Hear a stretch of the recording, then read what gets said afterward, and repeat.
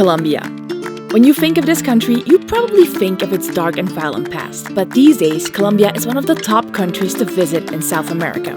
There's stunning beaches, wildlife-packed jungles, colonial towns high up in the mountains, and some of the friendliest people we've ever met. So beautiful, I didn't expect this. For the next 2 weeks, we're going on an epic road trip through the heart of Colombia, visiting lots of iconic places like Medellin, yep, where Pablo Escobar used to live, but it's changed a lot since then. Oh my god. It's good. We'll get up close with capybaras and jaguars, soar through the Andes Mountains, take in some jaw-dropping landscapes, eat Colombia's best food, stay in a colonial mansion, visit tiny mountain towns where travelers usually never go, and much more. When we first visited Colombia 5 years ago, that trip was cut short due to a family emergency, and we missed out on most of the places we'll be visiting in this video. Go Vinny! Which makes us even more excited to finally take you on the ultimate Colombia road trip for the next 2 weeks. We're starting off in the Andes Mountains in the small town of San Gil, and we'll be spending a day here before we hit the road. On the surface, San Gil is your typical Colombian mountain town. A lively atmosphere, roads that defy the laws of gravity, and stunning colonial architecture like the 18th century cathedral on the main square. And right in front of the cathedral, there's this beautiful little park. Wow, we're off to a great start here. But San Gil is most famous for being Colombia's outdoor adventure capital. Stunning landscapes like this canyon are the perfect place to do paragliding and other extreme sports, which is what we're doing tomorrow morning. First things first though, time to see what the Colombian cuisine is like here in the Andes Mountains. Since it's lunchtime and we're really hungry, we found this little restaurant on a nice balcony overlooking the park.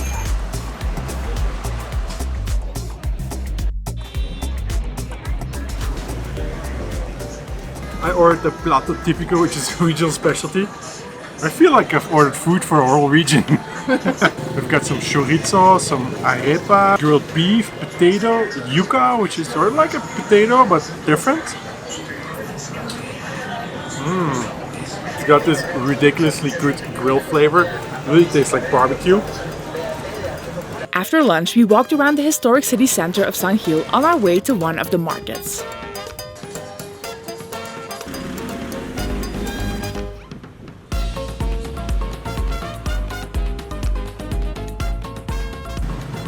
Alcalde de la ciudad, el alcalde de la ciudad. Gracias. Gracias, Dios te bendiga, que te vaya muy bien. The guy in yellow there, he's a traffic police guy. He just came up to us to ask us how we're enjoying Colombia. He asked us to take a picture with him. It was super nice. Super kind. People in Colombia are super warm and hospitable.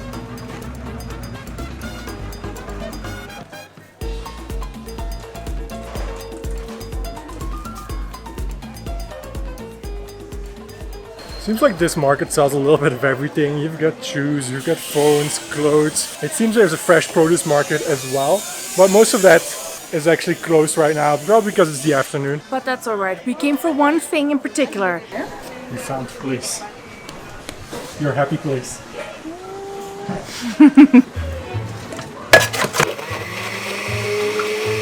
Colombia is very known for having good food because they have a variety of climates and lots of different types of soil, so pretty much any food you can think of and then some, you can find it here. This is a batido, which is basically like a fruit milkshake. Look how thick that is. Oh my god. I think this one is kind of a mix of different fruits with some vanilla and then the cream added in. Oh yeah. And I'm keeping it civil with the fruit juice, maracuya, passion fruit. No judgment, Kim, no judgment. The people behind the counter were just so friendly. They even gave us a free refill each, and in total we paid $2. Now we're going to pick up our van from the parking lot and look for a spot to spend the night, because tomorrow we've got a big day ahead of us. This is the level of the car and this is the level of the street.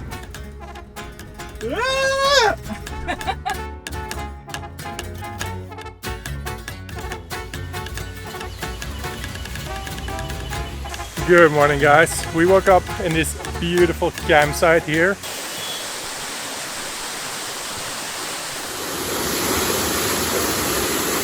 Today we're supposed to go paragliding above the canyon just an hour from here, but the weather is pretty bad. It's raining over there. They just sent us a message, so it is cancelled, unfortunately. Okay, so here's the new plan. We're gonna start driving south towards Medellin, which was the epicenter of Colombia's violent history back in the 80s and 90s. We'll show you the wild transformation this place has undergone, from being the world's murder capital back in the day to now being Colombia's coolest and most innovative city. Okay, now the road trip begins. Medellin is a 12-hour drive from San Gil. To break up the journey a little bit, we're gonna do it over the course of 2 days and stop in some interesting places along the way. Today we're gonna have a quick stop at an animal rescue center where they have an animal that you can only see here in South America, and I've never seen it, so I'm really excited about that. But first we're getting a quick breakfast to go. ¿Cuánto es por uno?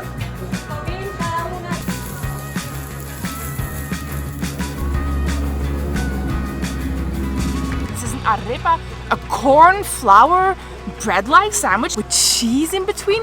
Then I also got some chorizo. It's really good. On our way to the Wildlife Rescue Center, we drove through the Chicamocha Canyon. This is where we were supposed to go paragliding this morning, but fortunately the rain has cleared, so we can now do the drive with one heck of a view.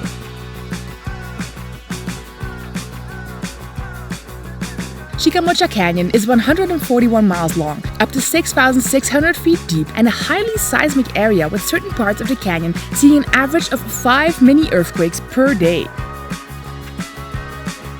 We're driving down behind these rows of trucks into the canyon. The views are just amazing.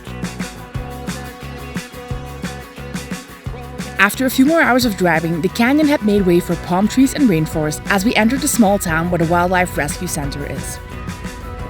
This town is far off the main tourist trail, and when we arrived at the center, there were no other travelers there. A wildlife rescue center is not a zoo. It's a facility dedicated to the care and rehabilitation of injured, orphaned, or distressed wild animals. Sorry, your dog looks strange. And as soon as we entered, there was wildlife all around us. We've been to many rescue centers during our travels because we love supporting the work they do, but we've never seen one with as many different species as this one. Monos araña. Araña. Mono araña. Ah, sí, spider monkey. Oh. Monos apel. The primary goal of the rescue center is to nurse the animals back to health and eventually return them to their natural habitats if possible. ¿Y ellos por qué están aquí? Los decomisaron, la policía. Uno lo tenían en un circo.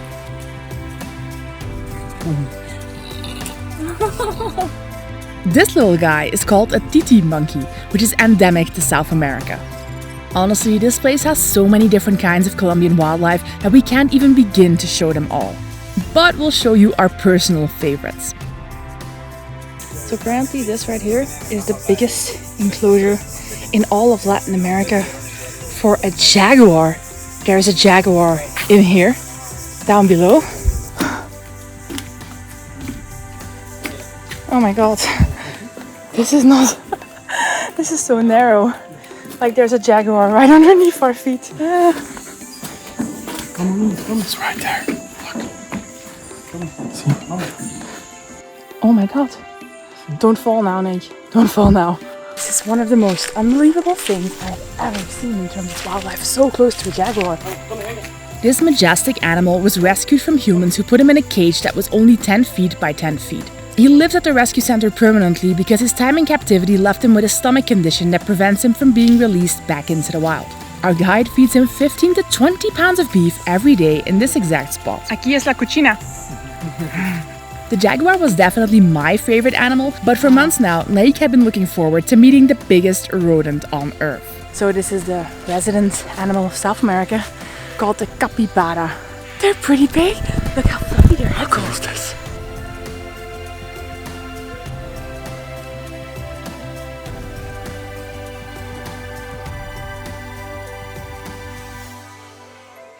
We met a group of students at the rescue center with a police chaperone, and they asked to take a class picture with us. I'm guessing they don't see a lot of foreigners in this part of Colombia. Whoa, this is so worth it. You can really feel the passion of the people here. Like they take really good care of the animals. Sir, would you like a ride? We're going to Medellin. Oh no, you're going north. No, we're going south.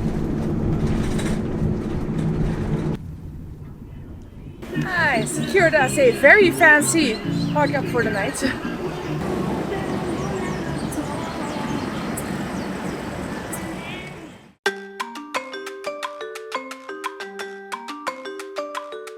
Good morning.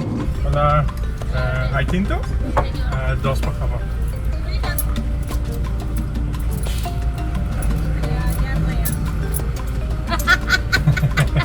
Cuidamos ver que es el mejor. I love this. Don't have to get out of the car to get coffee. Don't even have to go to the drive-thru. The drive-thru comes to you. New day, new adventure. We've got 300 kilometers to go to Medellin, but first we are going on a boat ride here in the Magdalena River Basin. See if you can find the cocaine hippos. Andale, andale! We have some cocaine hippos waiting for us. Now, I know what you're thinking. Is Naick high? Hippos only live in Africa. Are you actually trying to tell me that there are hippos living in these waters in freaking Colombia? Back in the 1980s, Pablo Escobar, one of the richest drug lords in the world, was making fortunes selling cocaine and had an estimated net worth of around $30 billion. Instead of investing in the S&P 500, Escobar indulged in extravagant displays, one of which was creating a private zoo on his estate here in Colombia. He filled this zoo with exotic animals from around the world, including elephants, giraffes, and 4 hippos. So this is a small 2-street town in the middle of this little valley here. This is the town square. Hey, the railroad tracks are going right through the town here. Look at this. After Escobar's death, his hippos were left to roam the land and rivers, and they've multiplied over the years, to the point where there are now 160 actual hippos living in these Colombian waters. Tenemos lugares para ofrecerle a los turistas, entre ellos el avistamiento de hipopótamos en el río Magdalena. The hippos sometimes harass the villages and at one point broke into a school playground, so needless to say they've been getting quite a bit of press and people visiting hoping to see them in real life. Fingers crossed we see a hippo. Also, fingers crossed we don't see it too up close. When it comes to wild animals, you always need a bit of luck, and today it turns out luck was not on our side. Despite an hour or two on the boat and floating past the shores where the hippos usually hang out, we did not get to see them. However, we got to see plenty of cool things along the way. Travel is about embracing the unexpected, and we may not have seen the hippos, but the rest of this evening had a different kind of adventure in store for us. What is wrong with you? Why are we drinking light beer? Our guide Benjamin offered to show us around town. This is Estación Cocorna, a tiny Colombian town of just 3,000 people. Travelers usually only come here for day trips, so at this point in the evening it was just us and the locals. Benjamin asked us if we wanted to try out the typical local transportation. This is how the whole town gets around here. We've never seen anything like it. I need to try this. This is so cool.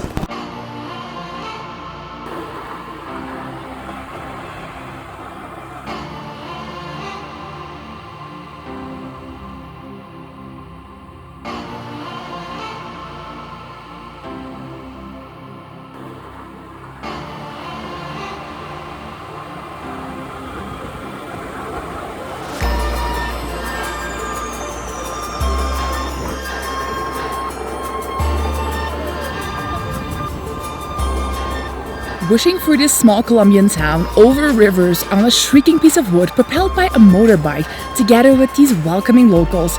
Now that is what I call an adventure.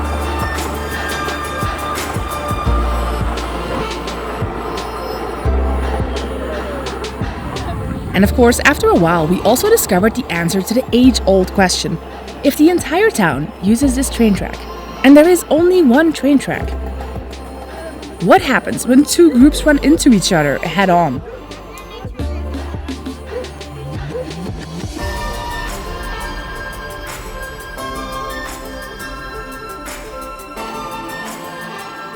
I love this day so much. I don't even care that we didn't get to see the hippos.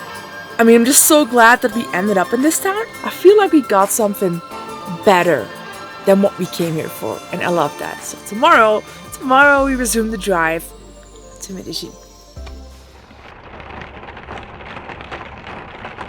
Today we're driving the final stretch towards Medellin. As we left Estación Cocorna, not even 20 minutes outside of town, we came across a guy soaking wet with a busted lip walking in the rain. When we stopped to check on him, we initially thought he said he'd had a motorcycle accident and he wanted us to call someone for him in Cocorna. No, sino que es para llamarla a ella. Yo voy para Cocorná. Puedes entrar, vamos a retornar. Sí. Pero ella era para llamar, yo voy para Cocorná. Puedo te... Para allí, para atrás. Vamos contigo hasta Hasta Cocorna. si quieres. Si me hacen el favor, sí, yo les agradezco. ¿Quieres eso?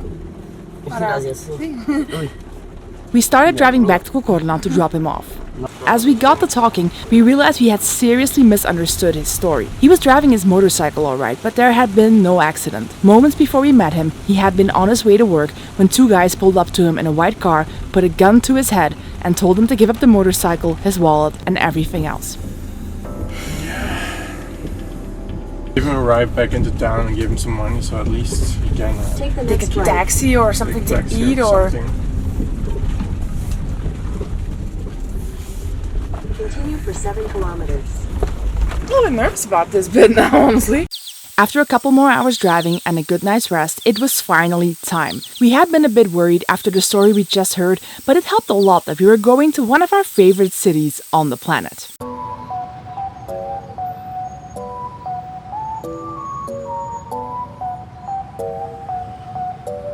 After the capital of Bogota, Medellin is the second largest city in Colombia. This mega city is home to 3 million people, and its 16 comunas or districts are sprawled out across the mountains of the Apura Valley, a central region of the Andes. Medellin is known as the city of eternal spring, with temperatures that hover around 22 degrees Celsius or 70 Fahrenheit all year long. But more than anything, Medellin is vibrant and so alive. There's a buzz in these streets, the food seems more flavorful here. This is a city that you just cannot define by its numbers. Nor would the locals want that, because some of those numbers paint a pretty horrible picture. In 1988, Time magazine wrote an article titled "Welcome to Medellin, Coke Capital of the World," which labeled Medellin as the most dangerous place on earth. In the 80s and early 90s, under the rule of Pablo Escobar's ruthless Medellin cartel, the city was a battleground of terror. Officials assassinated daily, thousands murdered each year, routine car bombings that made it a scary ordeal for the people of Medellin to even leave their homes. In 1991 alone, the city saw 6,350 murders, about 17 per day. The transformation of Medellin began in the early 2000s, when local leadership took steps towards addressing the root causes of violence, poverty, and inequality. Among other things, Medellin was the first city in the world to introduce cable cars as mass transportation, linking poorer neighborhoods on the city's outskirts with the economic heart of Medellin. Because of the many initiatives undertaken, by 2019, Medellin's crime rate had dropped by 80% compared to 1991.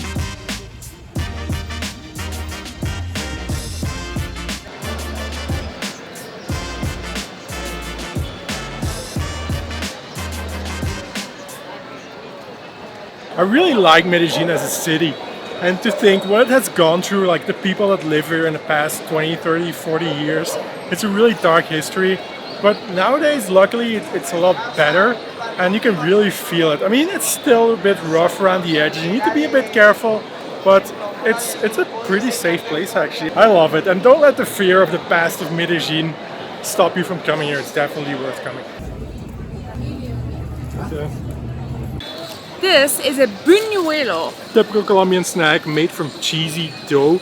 It's typically eaten around Christmas, or it used to be, but now it's like available everywhere. The deep fried is kind of like a cheesy little fritter. Oh my god. It's good. Ooh, a little bit greasy, very fluffy. Crispy on the outside, that's good stuff. This is Plaza Botero. This is the central square of Medellin. It's called Botero because there's a really famous artist of Colombia. He makes sculptures, and these you can see right behind me. These are just two, but I think there's like 15 or 20 that he donated to the city because he really loved it here. And he's really famous because you can find these sculptures all around the world. There's some in Europe and in Asia as well. And then right in the middle of the square is this huge building called Palacio de la Cultura, which is a Gothic style cultural center. And I personally think it looks like you could probably play chess on it. One of the most popular activities in Medellin today is a visit to Comuna 13 or Comuna 13, which used to be the most dangerous neighborhood in the city because this was the epicenter of the cartel and gang violence that we mentioned earlier. But make no mistake, visitors are drawn here not because of its past negativity, but because Comuna 13 now stands as a symbol of positivity and human resilience.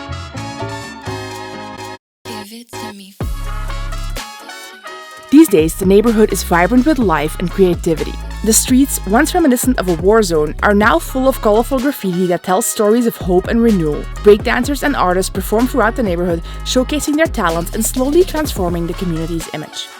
For sunset, we're gonna take the cable car high up the mountain to a beautiful viewpoint. But on our way there, something was calling out to Naick's soul.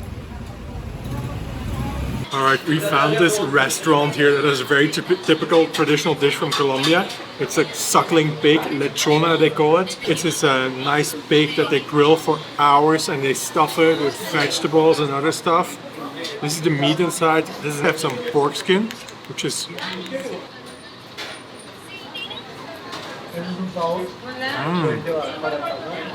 This is so good and flavorful. The meat is really soft, it almost melts in your mouth. I'm never gonna be able to look at a piglet in the same way.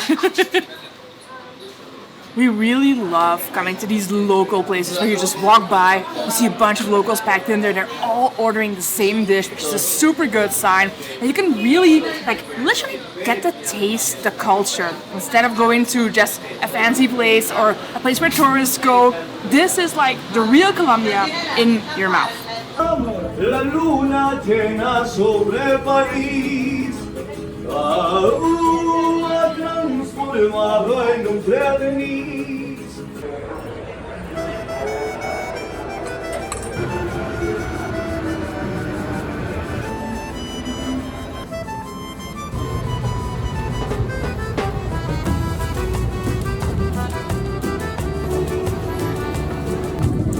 Not the only ones that decided.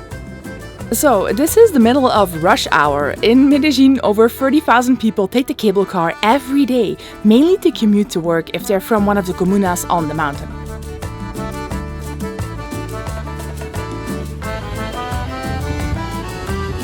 Look at this view, people.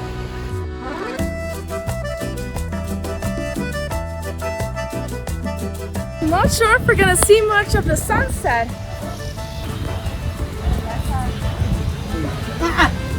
They call this the city of eternal spring, but the one day we are here, it seems to be autumn.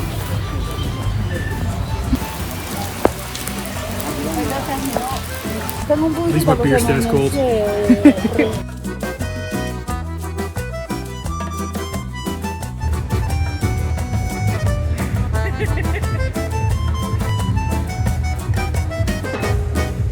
Smells like vanilla.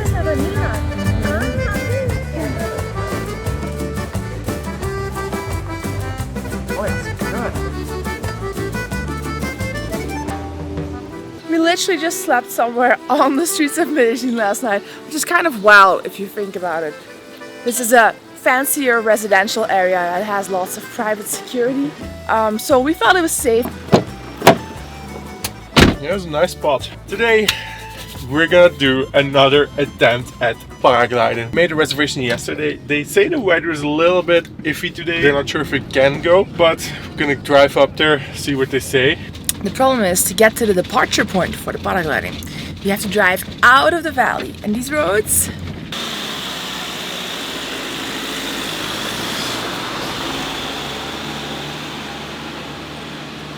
We've encountered a road here that is way too steep for us to get up. This first section isn't too bad, but you have to go all the way to those houses up there.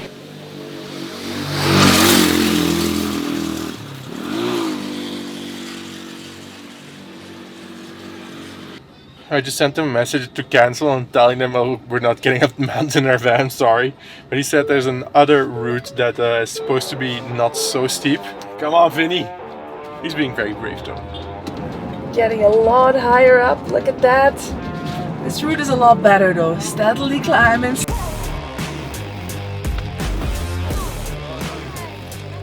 How do you feel knowing you're gonna plunge yourself off of this mountain? I'm nervous, but I'm really excited too. I mean, the views of Medellin from up here are already cool. There's my name.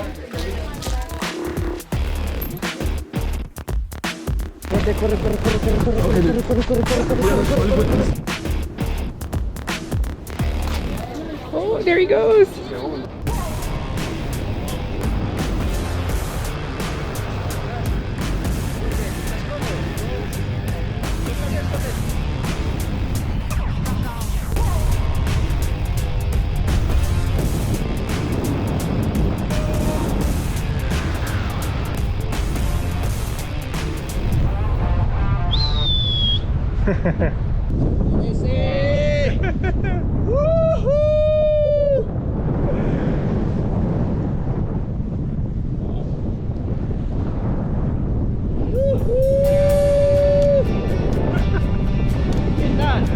Bien.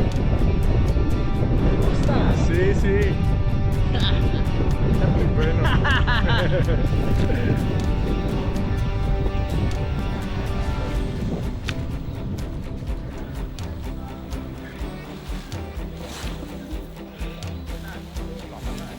Wow, that was amazing. What an experience. We went up really high, we even went up into the clouds, saw the whole valley, saw the city, saw the beautiful mountains.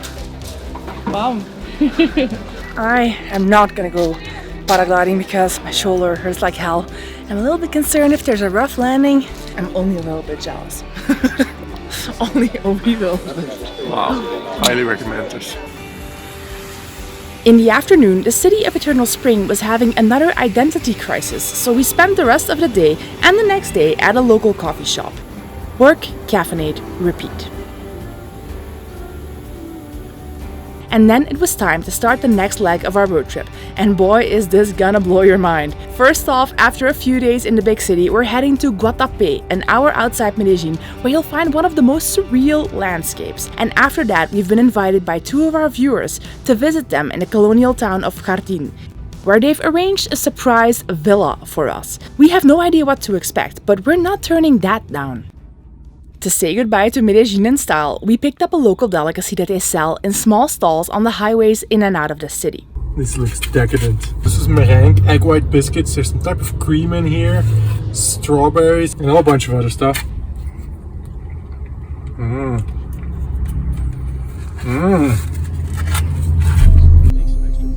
Now, do you remember what I promised you about those landscapes?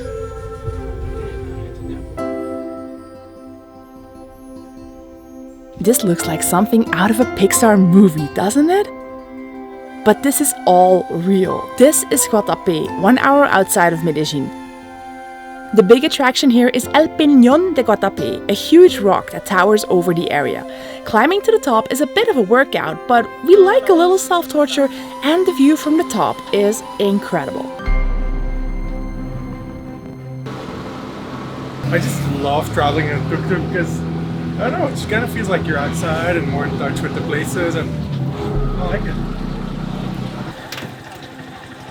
I want one of these. Can I get one, please? 2, 3, 4, 5. Are we there yet? First 50 are done.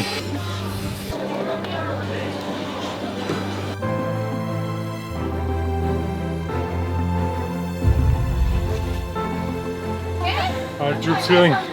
Where's that tuk-tuk now? Now is when I would give you a premium price. Last one.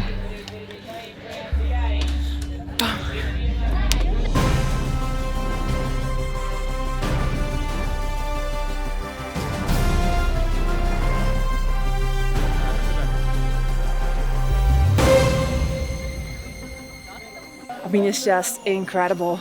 Especially the riverbanks. I love this red clay look that you see just everywhere here through the landscape. It's blue, red, green. Unbelievable. And we came all the way from down there. Those are not ants, those are people.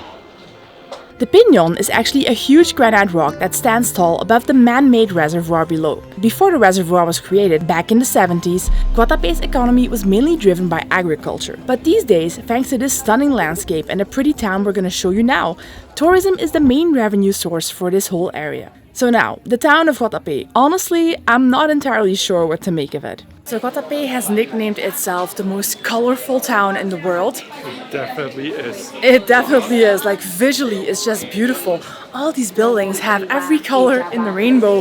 There's such enormous amount of detail, and it probably takes so much time and effort just to keep up with the maintenance and keep everything looking this good and this beautiful. It looks amazing. But it's also really, really extremely busy.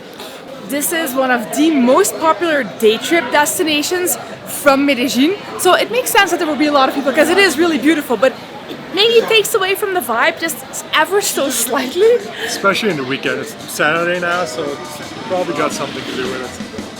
I guess we just prefer exploring places that feel more real and less like they're catered towards tourists. But the good news is that's exactly what our next stop is, Jardin. Or at least we hope so. But first, let's go for some lunch. The music they blast on this little square is super, super loud.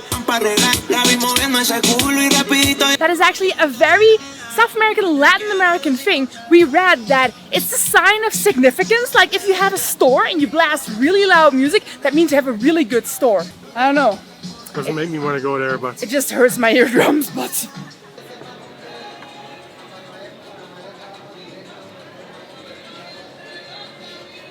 Yes. Alright, now this is bandeja paisa. This is probably the most famous dish in Colombia. It originated here in this region, Antioquia. Paisa is the word they use to designate something from this region. Like if you live here, you are a paisa. It's actually originated as like farmers' food. They had to go work all day on the fields. And it's a huge portion with actually pretty much everything. It's got ground beef, it's got chorizo, it's got chicharron, it's got avocado, fried plantain, there's beans, there's rice, a fried egg. Probably some other things hidden in there, who knows.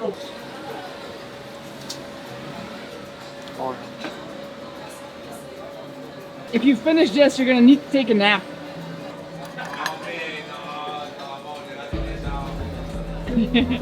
The morning after, that is, after we'd recovered from the bandeja paisa, we left Guatape and set course for Jardin. Now, most guidebooks will describe Jardin as a colonial town set in the mountains of Colombia, surrounded by valleys with coffee plantations. It's just a beautiful town amidst beautiful scenery. But we were not prepared at all for just how exceptional this place would turn out to be. Our favorite place even in all of Colombia after more than 2 months traveling the country. It started with the drive through the mountains to get there.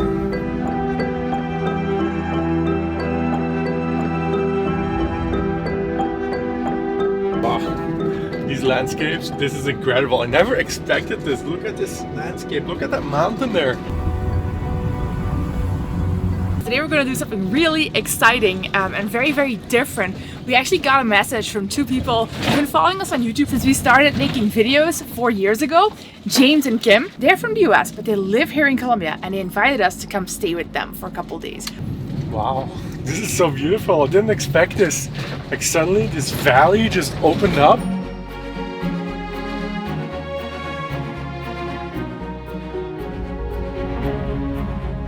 Are you gonna say hi, Kim? I'm Kim.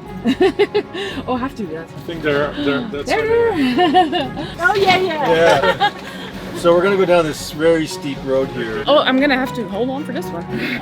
Remember how I told you James and Kim had arranged for us to stay in a colonial style villa? This is our humble abode for the next couple days. Honestly, this place is nuts and a far cry from living in a camper van, but we'll give you the full tour in the morning because first we're exploring the town. Ladies and gentlemen, welcome to magical Jardin, a town of 15,000 people located at an altitude of 5,740 feet. It's famous for its bright, colorful houses and charming cobblestone streets. We're actually in the owner's mother's house of the house that we're staying at, and this is a very typical living room of people in this region, like the good living room, you know, where you get guests and everything. I like it. It's cool to see this. And the people are so nice. It's amazing. It's like you can't believe it. It's just when we came to the town, 4 months ago for the first time. We just fell in love with it. Everything was just perfect. It was, and of course then we found our friends, our local friends around. Now we can't walk around every day. We walk around, we run into people all the time, so it's like you're in the small neighborhood. Small town. We love the food, the people, the atmosphere. There's just so many good things to say about it. James and Kim know Jardin like the back of their hand. They took us to one of the best restaurants in town, Raíces, I think it's pronounced, and oh my god. 1,000-layer potatoes. Here's.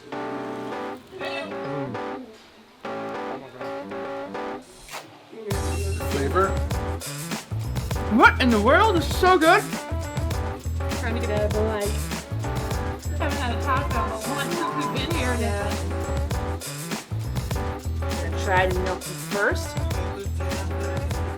Oh my god, my. It's a Peruvian origin dish, and then the chef just explained that he makes all this from scratch.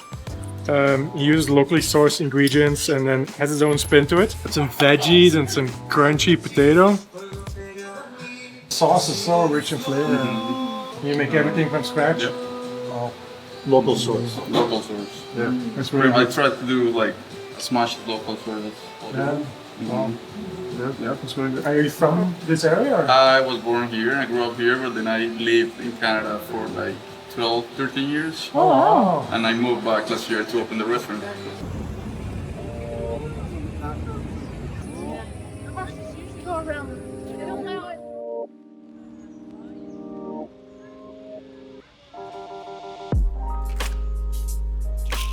Welcome to MTV Cribs. We're gonna show you our mansion today.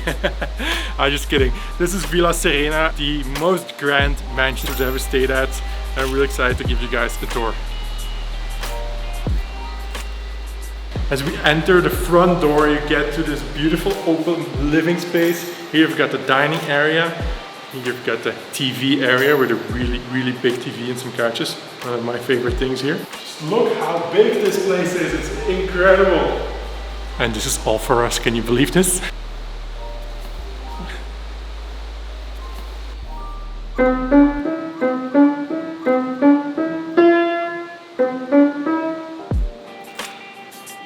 This kitchen is really massive. It almost looks like a professional kitchen.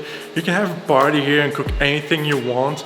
A Naick sized oven. You can almost prepare meat in here. I know it would be really delicious. In here we have a juicer, citrus press, and over there we have 2 blenders. Really big gas stove. Got some really fancy washing and drying machines that connect to Wi-Fi, and it's really nice when you live in a van that you can get to do some laundry.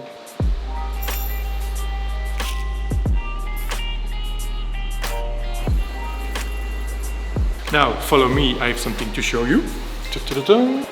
Bedroom number 1 with its own bathroom. Bedroom number 2 with its own bathroom. Bedroom number 3 with its own bathroom. This is the master bedroom, the biggest bedroom here of them all. Oh my god. A really luxurious bathtub with jet streams and everything. We've got this whole big ass terrace here with some seats. You can reach this from the living room, you can reach this from the rooms, and you have the view, the valley. And then down there you have the swimming pool. We'll put the link to this place in the description box down below. Definitely check it out if you plan on coming to Jardin. If you don't plan on coming to Jardin, Still check it out. We'll change your mind. The entire town of Jardin basically runs on these tuk-tuks. Even the ambulances. Oh my god, I love this little town so much already, and we haven't even seen that much of it yet. Now we're gonna go up into the mountains. We're gonna check out the views of the town from up there. Hola! ¿Cómo estás? Mi nombre es Uberney. Me pueden decir Uber. Uber. qué bueno. Señor Uber. See you. ¿Tú? Nicolás. Nicolás. Kim. Kim. Sí. Bienvenidos. Mucho gusto, gracias. Bienvenidos. Jardín es mágico. Sí. Es un paraíso. ¿Sí? Yo vivo feliz.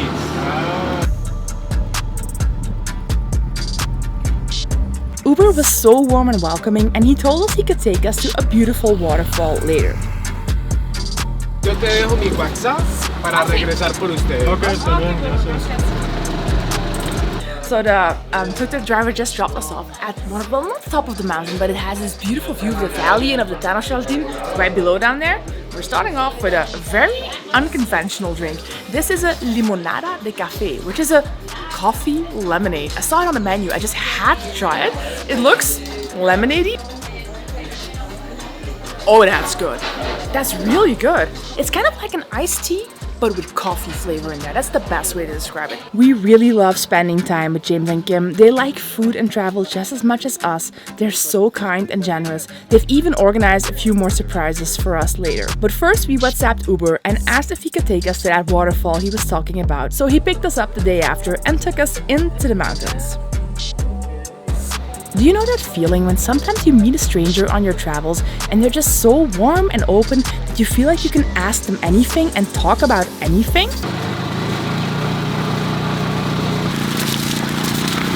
Yo no desconozco que en el resto del país han habido zonas, pero realmente esta zona ha sido muy afortunada.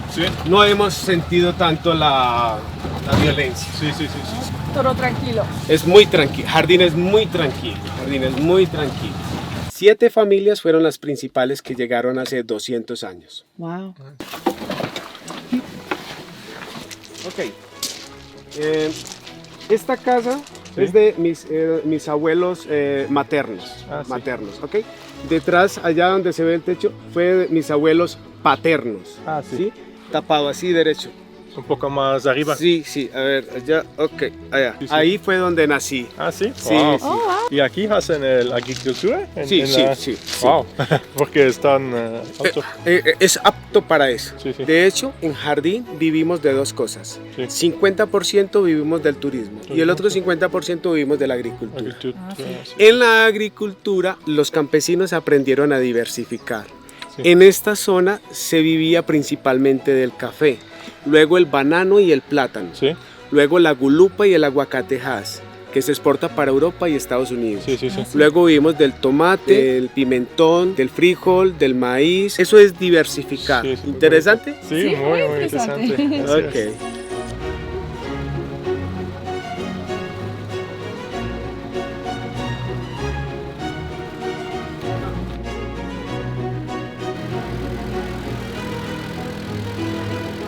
Toda la carretera. No se salgan por caminos, no hay caminos. Todo es carretera, ¿ok? Son 4,5 kilómetros. Gracias. Okay. Por los paradas y todo. Ok, está bien. Muchas gracias. Okay. Muchas gracias. The waterfall we're going to is called Cueva del Esplendor. It's a cave with a hole in its ceiling and a waterfall runs through the hole into a natural pool inside. What the heck happened to this tree? We heard it's the most beautiful attraction around Jardin, but getting there is going to require another hour of hiking, mostly up into the mountains, to an altitude of 7,200 feet or 2,200 meters. But with views like this, we can't complain. Why are you putting on sunscreen, Kim? There's no sun. There's sun. The sun in the mountains is supposed to be really strong. Is it okay? Beautiful. I know that expression. Hi Susan, how are you? Mary, how are the kids? 1.2 kilometers or about 1 mile to go.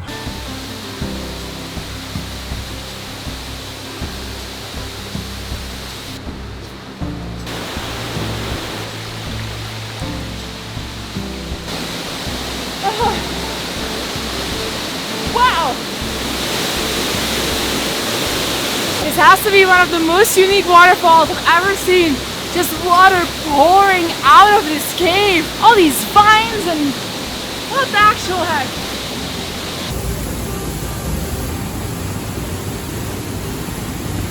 We hiked back out of the cave and spent the next day working in our villa. It probably won't surprise you, this was a lot more comfortable than working in the van. Since Kim is hungry and she usually gets hangry after a while, it's time to start cooking. Okay, going to start off with boiling some potatoes. We're gonna make awesome mashed potatoes. Alright, this is my secret recipe for making really great carrots. I actually made these carrots for our friends Pam and Steve when we visited them in Mexico. And Pam said, well, Steve doesn't really like carrots all that much. He probably won't eat much. Guess who ate all my carrots? Okay, pro tip. Add maybe 1 good teaspoon of sugar to the carrots. It'll bring out the natural sweet flavors of. Now it's time to get started on the cream sauce. We've got this beautiful piece of meat here, a little layer of fat on the bottom for extra flavor. It's just so much fun cooking in this really big kitchen with a big stovetop and a dishwasher and like everything's well equipped.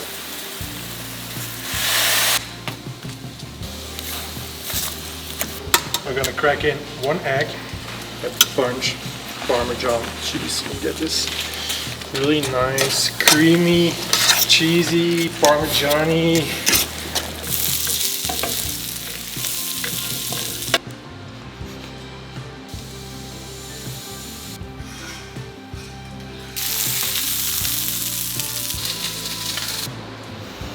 My lady. Smells really good.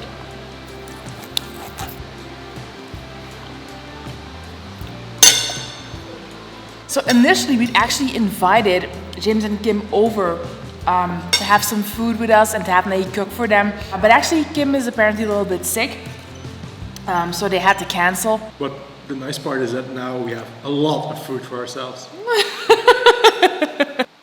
After Jardin, we are going to the Cocora Valley, which is one of those places that we missed out on our first visit to Colombia 5 years ago. On our final evening in Jardin, James and Kim enroll us in a cooking class that teaches people about the food culture of Colombia, and in particular that of Jardin in the district of Antioquia. In Colombia, we have not like a national gastronomy. We have more like regional gastronomies, and each one is very different. We got to try some local liquor like chicha. In the ancestral process, they used to, how do you say, spit the chicha. Not this one, but not this one, but that was like the original process.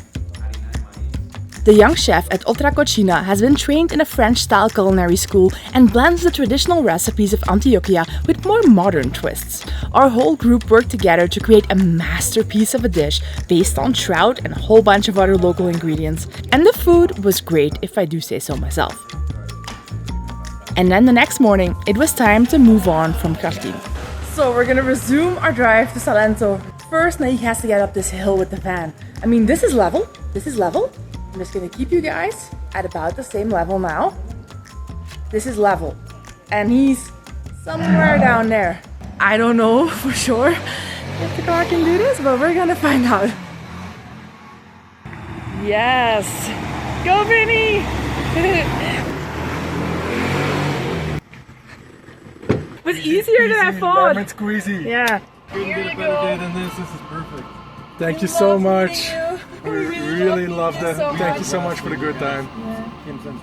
Yeah. Send her all the best. So now we're gonna drive to the Cocora Valley, which is a place we've been wanting to go to for years now. Last time we were in Colombia 5 years ago, Naick's grandma passed away, so we flew back home. It's supposed to be one of the most beautiful places in Colombia, so I'm really excited.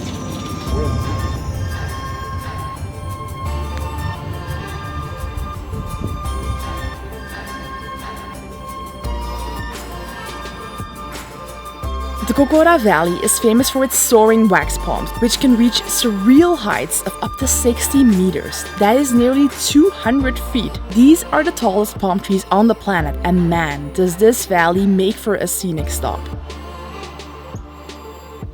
It's kind of odd seeing all these palm trees up here, because usually when you think of palm trees, you think of the beach, of sunshine, but here you're high up in these mountains with these moody clouds all around, and there's just these big ass wax palm trees.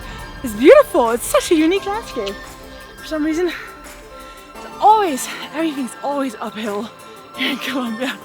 Both ways. If you're going back, it's always uphill. Although this was one of the most anticipated stops on our 2-week journey through Colombia, the moments that will linger in our memories the longest aren't just about ticking boxes on a travel itinerary. I think no view in the world can beat the kindness of the people that we've experienced on this trip here in Colombia. Yeah, we thought this would be the highlight of our trip, but actually meeting all the people along the way and hanging out with them and the locals and our friends and everything. That was the true highlight of this trip. Now, we're gonna start our next leg of this journey. We're gonna head south through Colombia. That is a part that's not really visited much by tourists. It's a side you never really get to see. So if you want to join us for that, subscribe, hit the like button on this video. We'll see you in the next one. Bye-bye. Adios.